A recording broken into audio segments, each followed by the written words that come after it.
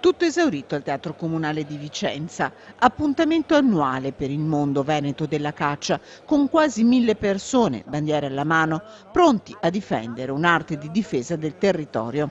Al centro dei lavori il piano faunistico venatorio, che in questo momento è in discussione in Regione, e la difesa del loro ruolo a tutela dell'ambiente. La caccia è una delle attività indispensabili per la corretta gestione del patrimonio faunistico e degli habitat naturali, anche perché i cacciatori sanno perfettamente che se non c'è ambiente non ci può essere fauna e quindi neanche attività venatoria. Quindi i cacciatori difendono l'ambiente, lo difendono non per moda ma per necessità. Ci sono animali difficili da controllare, spiega la Regione, a partire dai cinghiali sui colli euganei, le nutrie che proliferano lungo gli argini, i cormorani per la pesca.